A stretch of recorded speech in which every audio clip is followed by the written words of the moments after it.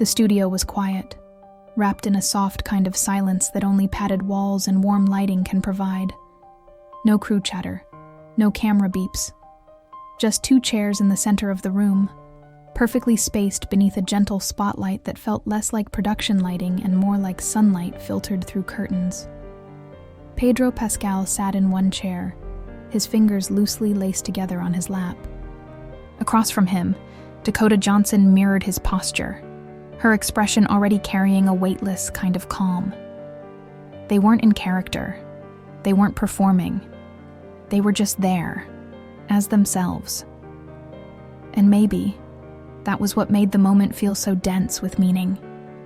Before either of them spoke, there was a stillness. The kind of pause that wasn't awkward, but full. The kind of silence where emotions start to surface on their own, even before a single word is spoken. If you're new here, take a moment to subscribe to the channel. What you're about to witness isn't just a conversation. It's a window into something rarely seen. Truth without filters, friendship without flash, and the quiet strength found in vulnerability. Stories like this deserve to be heard. And if it moves you, share it. You never know who might need it. Pedro leaned back, exhaling like he'd been holding something in for days. Or maybe for years. He looked at Dakota, and she didn't flinch. She didn't rush him. That was the thing about Dakota. She didn't rush anything. "You know," he started, his voice not quite cracking, but close. "I don't think I've ever said this out loud." Dakota raised an eyebrow gently, as if inviting him to continue without pressure. "I've talked about anxiety before, in interviews, in vague terms," he went on, "but never about what really helped me survive it." He paused, eyes trailing across the floor for a moment. "And I don't mean therapy or medication or meditating, which all matter. But this," he motioned vaguely between them, "this helped me more than anything." She tilted her head slightly, her smile quiet, not surprised, as if she knew exactly what he meant, but wanted him to say it anyway. Pedro inhaled again, this time steadier. "I don't even know when it started, honestly. Maybe it was always there, like a hum in the background. But the past few years, it got louder. The anxiety, the self-doubt, the overthinking. It didn't matter how many scripts I got or how many premieres I smiled through. It just sat in my chest like a brick." He laughed, but it wasn't really a laugh. "You ever smile for cameras and feel like you're screaming inside?" Dakota nodded once. "All the time." That was it. No big dramatic monologue, just honesty. Pedro leaned forward, elbows on his knees now. "It got to the point where I couldn't sleep unless I was absolutely exhausted. I'd wait for my body to give out. My mind wouldn't stop. The thoughts would loop. What if I'm a fraud? What if I mess it all up tomorrow? What if I just disappear and nobody notices?" His voice stayed steady, but his hands tightened. And then we started working together. There was no dramatic music, no montage. Just that quiet truth hanging in the air. "You never made a big deal out of it," he said. "But I noticed. You never judged the pauses. You never filled silences with noise. You just existed in a way that gave me room to breathe." Dakota didn't interrupt. She just listened. Her strength wasn't in big gestures. It was in presence. "There were days," he continued, "when I'd show up already feeling like I'd lost, before a single scene was shot. And you'd sit next to me and ask about something completely normal, like books, or your cat, or if I'd eaten." Pedro smiled, but this time it was real. "And it sounds so small, but it saved me. It anchored me back to the world." He sat back again. "No one tells you how isolating anxiety can be. You start shrinking inside yourself. You perform all day and then hide all night. The air between them was heavy now, but not dark. Just full.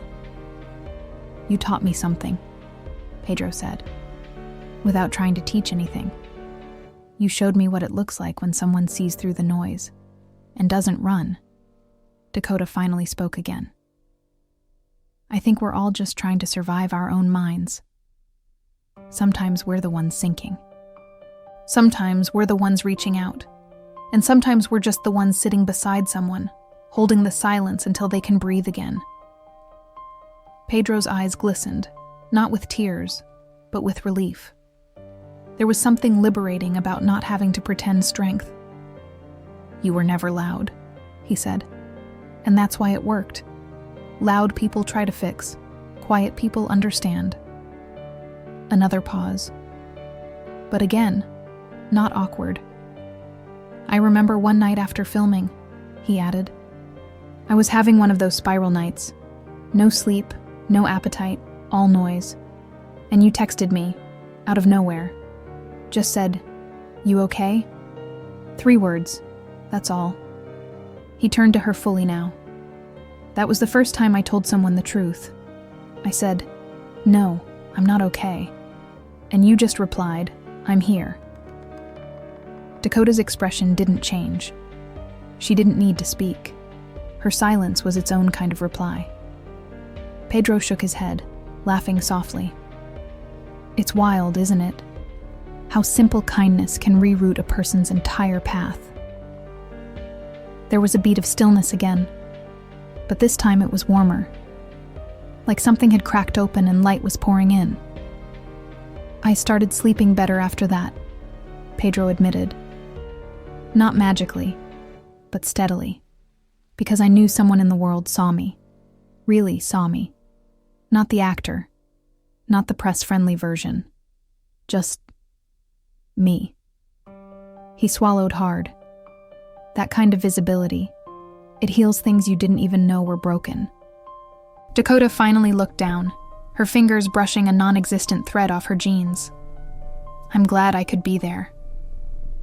"You didn't try to fix me," Pedro added. "You didn't give me advice. You just gave me space." He paused, then smiled. "You made me feel safe in a business that doesn't really do safe."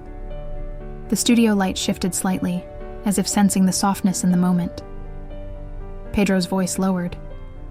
"I want people to know," he said, "that sometimes the hero isn't the person shouting from the rooftops. It's the person who sits quietly next to you when your world's falling apart. You were that person for me." Dakota's eyes met his again, steady. "And you were that for me too, in ways I haven't even said yet." They sat in that acknowledgement for a long time. No more back and forth. No need to stretch the moment. It was enough. The camera kept rolling, but neither of them performed.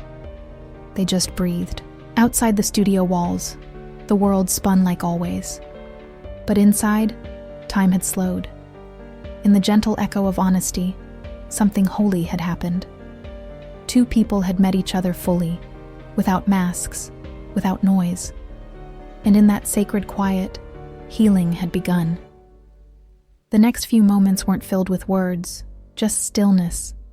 A mutual understanding that sometimes healing is felt, not spoken. The silence between Pedro and Dakota wasn't awkward or empty. It was sacred, like the kind that lingers after someone tells the truth for the first time in a long time. Pedro shifted slightly in his chair. Not out of discomfort, but as if the emotional weight of what he had just admitted was finally being redistributed across his shoulders. He wasn't hiding anymore.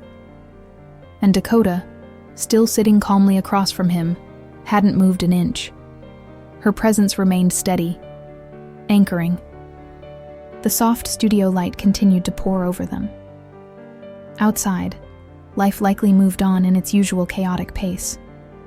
But in here, time stretched, held by their shared vulnerability.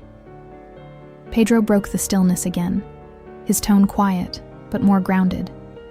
As if just saying it, just letting it exist in the open, had untied something inside him. "There's something strange about being seen," he said, when you're so used to performing. It wasn't a complaint. It was a truth. One that actors carry silently in their bones. You show up, you smile, you deliver the lines, you pose for the cameras. You're a product, a presence, a persona. And somewhere in all of that, your real self gets quiet. The words fell into the room like small stones dropped into still water, each one sending ripples of meaning. Pedro's eyes were far away for a moment, not because he was lost, but because he was remembering. The late nights after press events. The mornings filled with obligations. The in-between moments when the anxiety would crawl back in like fog. There were days I'd look in the mirror and not recognize the person staring back, he continued. Not because I was wearing a costume, but because I didn't know who I was without the mask of being okay. That quiet confession wasn't dramatic. It was heavy, honest, familiar to anyone who's ever spent too long trying to appear fine. Dakota remained still, not needing to add anything. She knew the space was his right now, and in that kind of space, words come with more weight. Pedro leaned forward again, his fingers brushing lightly against each other as if grounding himself. I remember one week, about a year ago, he said. 3 events, 2 flights, interviews back to back. I was smiling so much my jaw literally started to ache. But no one knew that at night I was barely sleeping. My chest felt like it was caving in. He paused. That week, I called you. He didn't need to elaborate. The memory alone was enough. You didn't pick up the phone with a voice full of concern. You didn't act like something was wrong. You just talked to me like I was human. The word hung in the air. Not an icon, not a headline, not a trending topic. Just a man, overwhelmed and quietly unraveling. Pedro's voice steadied again. You told me to take a walk. He smiled. It sounds simple, right? Take a walk. But no one else had told me that. Everyone else said, push through, or you'll be fine, or worse. That's part of the job. He shook his head gently. But you said, take a walk. And I did. I put on a hoodie. No sunglasses, no headphones. Just me in the street. I remember breathing deeply for the first time in what felt like weeks. The light in the studio shifted slightly. The air didn't feel so dense now, just lived in. Pedro wasn't just retelling events, he was reclaiming them. That night, he continued, I realized that my anxiety wasn't just a flaw in my brain, it was a signal, a blinking light saying, hey, slow down, you're carrying too much. His voice didn't shake anymore. It had a rhythm now, like someone walking a path they'd once feared and now knew by heart. He leaned back, arms resting on the sides of the chair, eyes toward the ceiling like he was letting the story breathe. There's a strange thing that happens when you talk about it, he said. The fear loses its grip. The shame dissolves. It doesn't make the anxiety disappear, but it changes your relationship with it. Dakota's expression hadn't changed. Still calm, still soft. But now her posture leaned slightly forward, signaling she was walking beside him in the story. Pedro looked toward her now. I'm not telling this for pity or applause, he said. I'm telling it because someone else might be where I was. His tone held purpose, no longer confessional.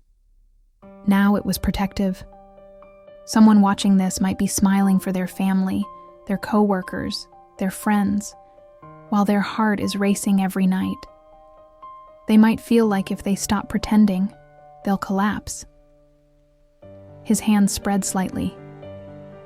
And to them, I want to say, you don't have to carry it alone. You don't have to smile through the storm. The room stayed still. You don't even have to explain it perfectly, he added. You just have to be willing to let someone see you. The silence that followed wasn't heavy, it was tender. Dakota, finally speaking again, added something so soft it almost folded into the air. "Being seen," she said, "can be the scariest and most healing thing." Pedro nodded. He wasn't crying, but there was that certain glimmer behind his eyes again, the one that only shows up when truth becomes more important than image. "I spent years thinking I had to be strong all the time," he said. "That vulnerability would cost me respect.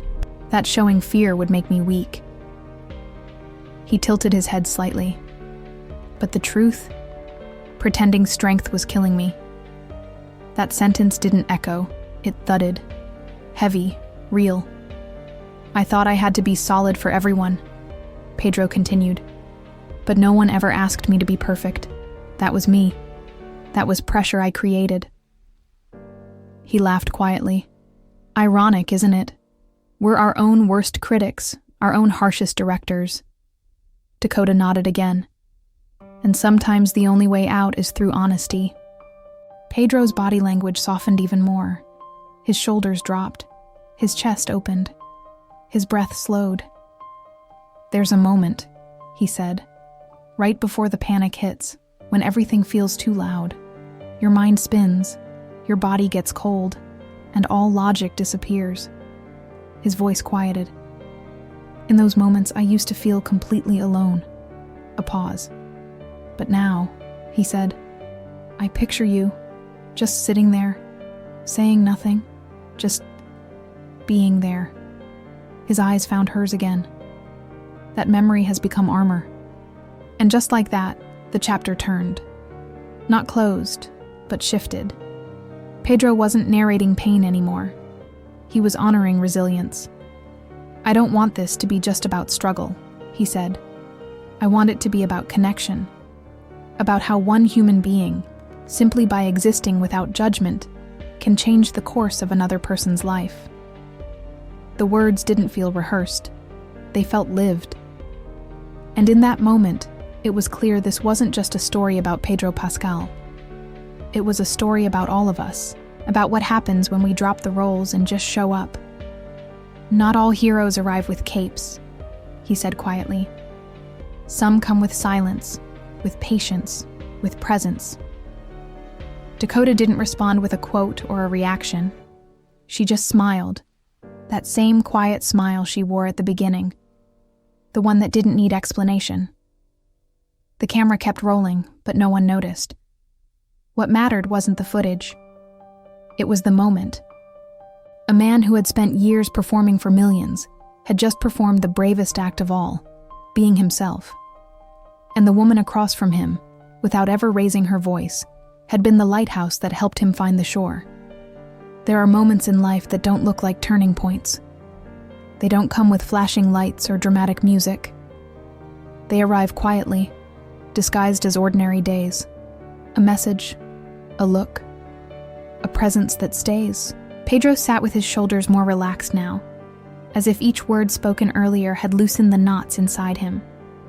His hands no longer fidgeted. His breath came slower.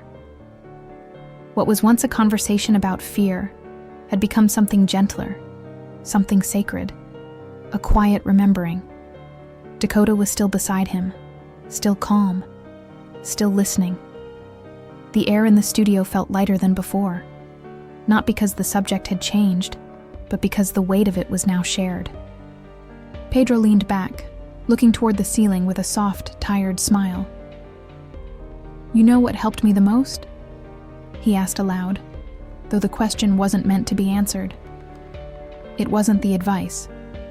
It wasn't the quotes, or the podcasts, or even the techniques. It was the consistency. The word hung there for a beat. "You kept showing up," he said. "Even when I didn't ask. Even when I didn't respond." He let out a breath, the kind that carries more than air. "There were days when I didn't know how to respond to kindness. Days when I thought I didn't deserve it. But you never pulled away." That truth was one that many carry. How hard it is to receive love when the inner dialogue screams that you're unworthy of it. Pedro tilted his head slightly, as if remembering something distant. "There was this one day," he began, "during a press run overseas. Jet-lagged, interviews nonstop. I hadn't eaten in almost a day. I remember staring at my hotel room ceiling, feeling like I was sinking. I was so tired, but I couldn't rest." His voice softened. "And you texted. Something random. Something about your dog. It wasn't a check-in. It wasn't serious. It was just normal." He smiled. "That message brought me back." Dakota shifted slightly in her chair, her hands now folded gently in her lap. Her expression didn't change, but her presence leaned in a little more. Pedro continued. "It wasn't what you said. It was that you said something at all. That normalcy, those small moments of life that had nothing to do with anxiety, those were the things that reminded me I was still human. The truth often hides in the ordinary. When you're in the thick of anxiety," he said, "everything becomes a performance, even resting. You tell yourself, 'I need to rest so I can function,' and even that becomes a task. But when someone reminds you of life outside the storm, it's like oxygen." He paused. "I started saving those little messages," he admitted. "The ones about your plants, about what book you were reading, the new boots you bought and returned twice. I didn't tell you this, but I used to reread them when things got loud inside my head." There was a pause that didn't need to be filled, because Dakota knew. She didn't know he saved the messages, but she knew the feeling. The way something small can hold someone together. Pedro looked down at his hands for a moment, as if seeing them differently. "I always thought strength meant control," he said. "That being strong was about not needing anyone." He looked up. "But strength is letting someone in, even just a little. Letting someone see the mess without apologizing for it." The admission didn't shake him, it steadied him. "I think the scariest part of anxiety," he said, "is the shame. The fear that if people really knew, they'd walk away. That your value disappears the moment your composure cracks." His voice dropped to a whisper now, not for drama, but because the truth often speaks softest. "But you never left. Even when I disappeared. Even when I answered with silence. You stayed." Dakota's posture didn't change, but her eyes held more weight now. Not sadness. Recognition. She knew what it meant to be that person for someone. She also knew what it meant to need that person and not find them. Pedro leaned forward again, resting his elbows on his knees, voice calm now. "You helped me rewrite the story I told myself." That sentence didn't need explanation. Every anxious person carries a story in their mind, one of failure, of inadequacy, of being too much or not enough. And sometimes, it takes someone else's presence to change the narrative. "I started journaling again," he said. "You mentioned it once, not as advice, just in passing. You said you wrote in the mornings, so I tried it." His smile returned, small but proud. The first entries were chaotic, lists of worries, random thoughts, but over time, they shifted. I began to write what I was grateful for, and every time you came up. The light above them dimmed slightly, as if the room, too, was breathing. "I realized that gratitude isn't a fix," Pedro said. "It doesn't erase fear, but it adds weight to the other side of the scale. It reminds you that not everything is broken." He looked at Dakota again. "You weren't loud in my life. You didn't storm in. You drifted in, like a song you don't realize is playing until you start humming it." A pause. And suddenly, you can't imagine the silence without it. The analogy fit. Dakota didn't need to be front and center. Her presence was enough. Pedro sat up straighter now. His body no longer carried the same tension as before. Something had shifted. "I've learned to tell the truth in smaller ways," he said, Not in interviews, not on red carpets, just with the people who matter. He paused. And with myself. That was the breakthrough. I stopped pretending I had it all under control.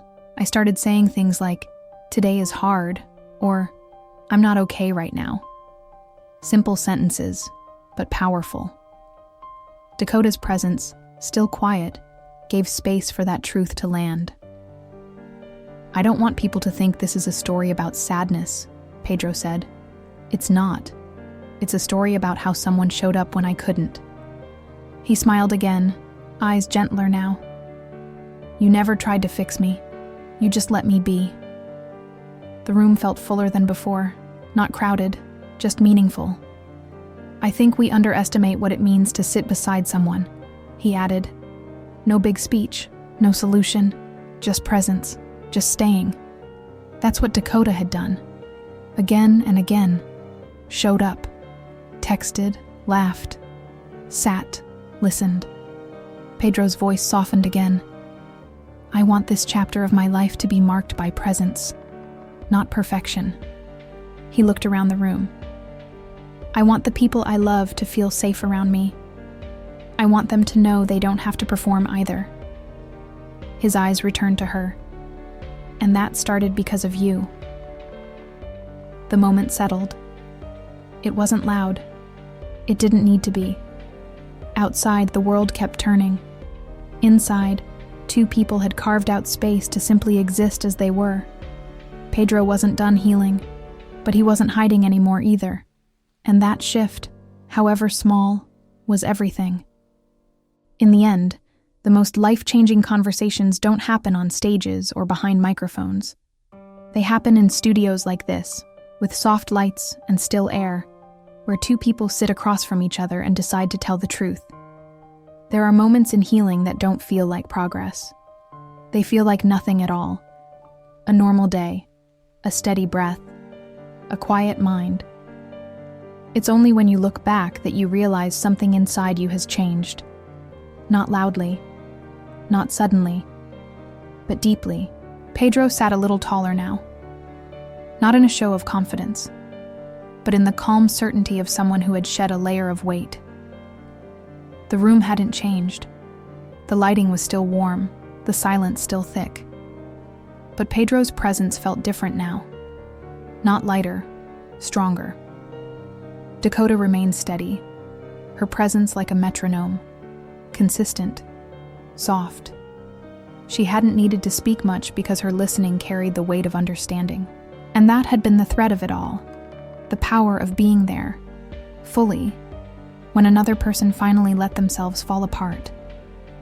Pedro's hands rested calmly on his knees, his breathing even.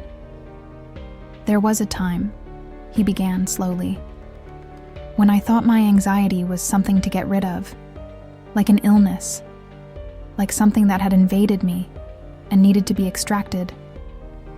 His voice didn't carry shame anymore, just memory. "I tried everything. Control, suppression, distraction.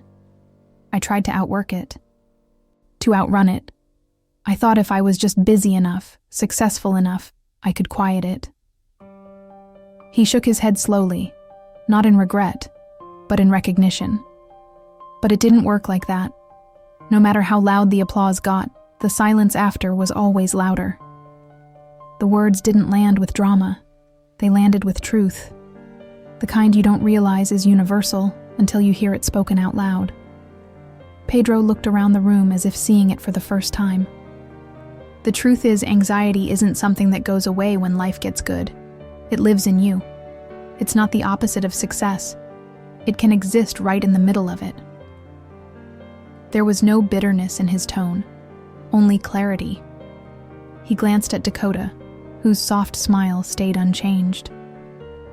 "What you helped me understand," he said, "was that anxiety isn't weakness. It's information. It's a signal. Not something to fear, but something to hear." He paused, letting the sentence settle. "For so long I ignored it, pushed through, smiled wider, worked harder. I thought that was resilience. He folded his hands together gently. But resilience, he said, isn't denial. It's learning to sit with yourself, even when you're uncomfortable, especially then. That lesson had taken him years. Years of pretending. Years of pushing. Years of quietly breaking down in hotel rooms no one would ever see. Pedro took a breath. And you taught me how to sit still. His words weren't poetic. They were practical, real. You'd call me and talk about the most ordinary things. What you cooked, what you watched, what your neighbor did. It was never about fixing me. It was just about reminding me that the world was still turning, and that I could be part of it again. He smiled to himself. There's a kind of magic in the mundane. Dakota didn't respond. She didn't need to. Her stillness said everything. Pedro leaned forward slightly. I used to measure my worth by how well I performed, not just in acting, but in life. How well I supported others. How well I held myself together. How well I hid the panic. He exhaled deeply. But that's not living. That's enduring. Another pause. I remember waking up one morning and realizing I wasn't scared of the day ahead. Not excited, just not scared. And that felt like a miracle. The way he said it, soft, certain, made it clear how far he'd come. I started noticing small things, he continued. The sun through the curtains. The sound of my shoes on pavement. The way coffee tastes when you're not rushing. Those details weren't filler. They were evidence. Evidence of presence. Of a man who had stopped running long enough to feel his own life again. Pedro looked at Dakota again. You didn't just help me survive anxiety. You helped me reclaim joy. That word, joy, didn't feel forced. It felt earned. For the longest time, I thought I had to prove I was okay. Smile wider. Work harder, keep the image clean, but that version of me was so hollow. He paused again. The real me, the one who can laugh and cry and rest and mess up and try again, that me is still learning. But he's here now. His voice dropped just slightly. I think we become different people when we're finally loved in our worst moments. That wasn't a line. That was a truth he had lived. When someone sees the part of you you've hidden the most and doesn't flinch, that changes you. He nodded slightly toward Dakota. That's what you did for me. No fanfare. Just that. I started writing again, he added. Not for work. Just for me. Pages no one will read, but they help me make sense of the noise. He shifted slightly in his chair. And I started talking to people differently. I ask them how they're really doing, and I wait for the answer. The smallest actions were the ones that proved the biggest growth. I learned that healing isn't a destination, he said. It's a way of moving, a way of living. It's waking up every day and saying, I'll meet myself where I am. He paused, letting the sentence breathe. I used to fight myself every day. Now I sit beside myself instead. That shift, from war to companionship, was the essence of everything he had shared. I'm not fixed, Pedro said, but I'm no longer pretending I'm broken. The strength in that sentence didn't come from volume. It came from peace. I've stopped apologizing for my quiet days, he said, for needing rest. For not being everything to everyone. A long, steady breath. I've started giving the version of myself I gave to others, back to me. Dakota's presence remained gentle, proud, but still quiet. Pedro smiled once more. There are people who save you with grand gestures, and then there are people who save you just by staying. Another pause. You stayed. That simple truth held more weight than 1,000 speeches. "I hope this conversation reaches someone," he said. "Someone who feels like they're drowning quietly." He looked toward the camera now, not performing, just offering. "You're not alone. You're not broken. And you're not invisible." He turned back to Dakota, one more time. "Because I know what it's like to feel like no one sees you. And I also know what it's like to be seen and loved anyway." That's what she had done. That's what changed everything. The studio remained calm. Nothing theatrical. Nothing dramatic. Just one man telling the truth, and one friend holding space for it. And in that stillness, something real had taken root. There's always a moment after the hardest part is said, where the silence feels different. Not tense, not uncertain, just full. Full of everything that's been released. Full of everything that no longer needs to be hidden. Pedro Pascal sat quieter now, but not because he had nothing more to say. It was the quiet that comes after a storm, when the winds settle and the air is clean. His posture was open, his breath steady, his presence unmistakably grounded. Across from him, Dakota Johnson remained just as she had been from the start, calm, still, present. Not pushing, not needing to fill the space, just witnessing what had unfolded. They had talked through pain, through memory, through moments that once felt too sharp to say aloud. And now, what remained was not the weight, but the residue of honesty. Pedro looked around the room one more time. The walls hadn't moved, the lights hadn't dimmed, but something had shifted nonetheless, inside him. "I used to think," he said slowly, "that stories like this should stay private. That pain is something you process alone." His voice wasn't weary now. It was reflective. "I thought that if you let people see you struggle, you lost something. Respect, authority, even love." He paused, the silence letting those ideas breathe before dissolving them completely. "But I see it differently now." He didn't look at the camera. He didn't need to. This wasn't for the audience anymore. This was for the part of himself that had waited years to be heard. "Pain doesn't disqualify you," he said. "It deepens you." That truth didn't need explanation. It just needed space. And the studio gave it. "I've spent so many years trying to stay ahead of the fear," Pedro continued, "trying to anticipate it, outsmart it. But fear doesn't disappear when you chase it away. It waits. It lingers." He leaned back, looking upward, not lost in thought, but at peace with it. "I stopped trying to fight it. I started sitting with it, naming it, letting it speak." He didn't smile when he said that. He didn't need to. It wasn't a happy ending. It was a real one. "And slowly," he said, "it stopped shouting." Dakota didn't interrupt. She didn't try to summarize the moment. She didn't need to. Her silence had always spoken fluently. Pedro let his hands fall gently to the sides of the chair, his fingers unclenched, resting. "There's a version of me," he said, "that I had to let die." That sentence didn't sting. It landed soft. The version that always smiled, always performed, always carried everyone else's expectations on his shoulders. He breathed in slowly. "I thought that version made me lovable, but it was killing me." That kind of honesty doesn't come easily, but it comes when you're safe. "I grieved him," Pedro admitted, "because I worked hard to build him. He kept me protected for a long time." He looked at Dakota, eyes clear.